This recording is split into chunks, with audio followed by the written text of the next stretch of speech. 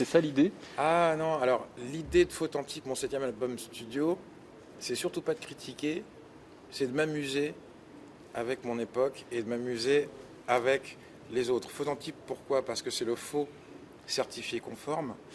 Et est-ce que c'est un album critique, un album cynique ou un album ironique? Je dirais que c'est un album ironique. Pourquoi? Parce que la critique, c'est trop facile. Je fais partie de ce tout collectif. Donc je suis pas plus malin que les autres.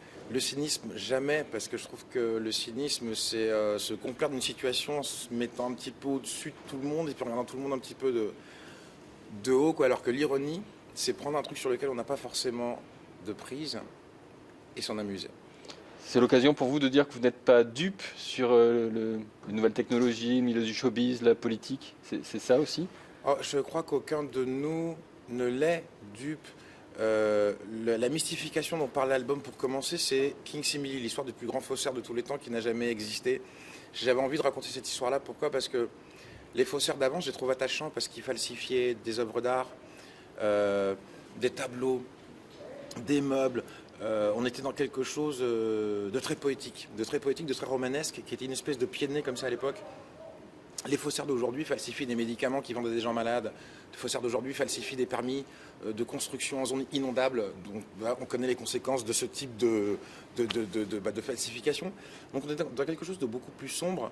Et une fois que j'ai eu écrit cette chanson-là, en regardant un petit peu ce qui se passait autour de moi, l'actualité, les discussions avec les copains, je me suis rendu compte qu'il n'était question que de ça, que de faux. Et donc je me suis dit, mais pourquoi ne pas écrire un album où chaque chanson serait la signalétique d'un mensonge. Donc du coup, non, j'ai rien contre la politique, j'ai rien contre Internet, j'ai rien contre... Je crois que la question que pose l'album, c'est que la différence qu'il y a entre le vrai et le faux, c'est le regard qu'on porte dessus. C'est la lecture qu'on en a. Et la question que pose l'album, c'est est-ce que cette lecture nous appartient encore?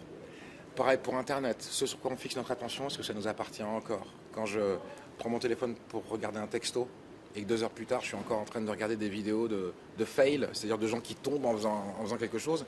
Est-ce que c'est vraiment de ça dont j'avais envie sur le moment? Après, pour autant, si j'en ai envie, tant mieux. Mais est-ce que c'est moi qui prends la décision ou est-ce que je suis guidé par une sorte de fil rouge, de fil d'Ariane, tissé par un autre?